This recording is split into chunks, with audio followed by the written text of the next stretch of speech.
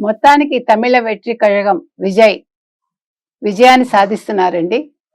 అతనే కాబోయే సీఎం తమిళనాడుకి. ఇటీవల కాలంలో మనం చూసుకుంటే సడన్ గా మొత్తం తమిళనాడు పిక్చర్ మారిపోయింది.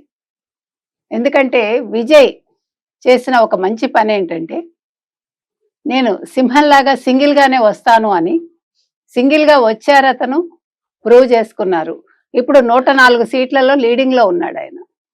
అసలు విజయ్ గెలుపుకి కారణం ఏంటి అని మనం విశ్లేషిస్తే మనకు 5 కారణాలు కనిపిస్తాయి.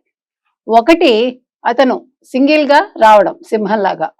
2, ప్రచారం చేసిన విధానం. 3, అతని ప్రసంగాలు. స్టాలిన్ అంకుల్ అంటూ అతను మాట్లాడిన విధానం కావచ్చు, అతన్ని ప్రజలు చాలా మెచ్చుకున్నారు, ఇష్టపడ్డారు, కావాలనుకున్నారు. ముఖ్యంగా మీకు ఎప్పుడూ కూడా ఎన్నికల్ని శాసించేవి సాధారణ ప్రజలు. ఈసారి అదే జరిగింది.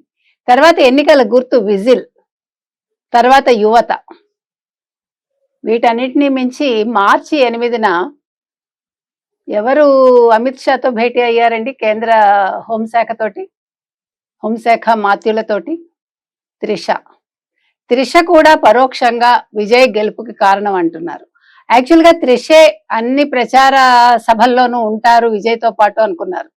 కానీ అందుకు భిన్నంగా ఆవిడ ఎక్కడా కూడా తెర మీద కనిపించలేదు, స్టేజ్ మీద కనిపించలేదు. కానీ వెనకాల ఉండి నడిపించింది ఆవిడ. ఇవాళ విజయ్ వెట్రికి కారణం త్రిష అని అందరూ అనుకుంటున్నారు. ఇవాళ త్రిష పుట్టినరోజు కూడా. సో పుట్టినరోజు నాడు విజయ్ త్రిషకి బహుమతి ఇస్తాడు తన ముఖ్యమంత్రిగా అయ్యి అని అన్నారు. అది నిజం కాబోతోంది. అదేవిధంగా ఇవాళ త్రిష పొద్దున్నే తిరుమల వెళ్ళి వెంకటేశ్వర స్వామిని దర్శించుకుని